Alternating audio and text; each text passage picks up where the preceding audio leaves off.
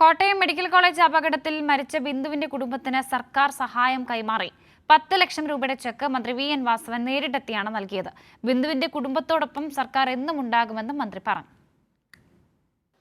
Kottayam medical കോളേജിൽ കെട്ടിടഭാഗം തകർന്നുണ്ടായ അപകടത്തിൽ തലയോലപ്പറമ്പ് സ്വദേശി ബിന്ദുവാണ് മരിച്ചത്.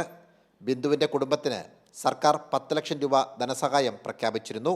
ഈ തുകയാണ് മന്ത്രി വി.എൻ. വാസവൻ ബിന്ദുവിന്റെ ഭർത്താവ് വിശ്രുതൻ, അമ്മ സീതമ്മ, മകൻ നവനീത് എന്നിവർക്ക് കൈമാറിയത്. ഗവൺമെന്റിൽ ആലോചിച്ച് ബഹുമാനപ്പെട്ട മുഖ്യമന്ത്രി അന്ന് തന്നെ ആശുപത്രിയിൽ വന്നിരുന്നു. ആരോഗ്യവകുപ്പ് മന്ത്രി ആശുപത്രിയിലുണ്ടായിരുന്നു. ഞങ്ങളെല്ലാവരും ഇവിടെ വരുത്തുകയും ചെയ്തിരുന്നു. അപ്പോൾ അന്ന് ഞങ്ങൾ പൊതുവിൽ ഈ കുടുംബത്തെ എല്ലാ അർത്ഥത്തിലും ഗവൺമെൻറ് ശ്രദ്ധയോടുകൂടി അവരുടെ പ്രശ്നങ്ങൾ കൈകാര്യം ചെയ്ത് അവരെ ഗവൺമെൻറ് അവരുടെ ഒപ്പം ഉണ്ടാകുമെന്ന് പറഞ്ഞിരുന്നു.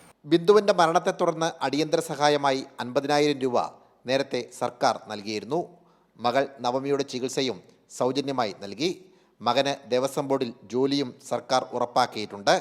MG സർവകലാശാലയ്ക്ക് കീഴിലെ NSS യൂണിറ്റുകളുടെ നേതൃത്വത്തിൽ വീടിന്റെ നിർമ്മാണം ശനിയാഴ്ച തുടങ്ങും. പ്രതിസന്ധി ഘട്ടത്തിൽ കൂടെ നിന്ന സർക്കാരിന്റെ പിന്തുണയിലും സഹായത്തിലും ഏറെ തൃപ്തിയുണ്ടെന്ന് കുടുംബം അറിയിച്ചു. സനോജ് സുരേന്ദ്രൻ, കൈരളി ന്യൂസ്, കോട്ടയം.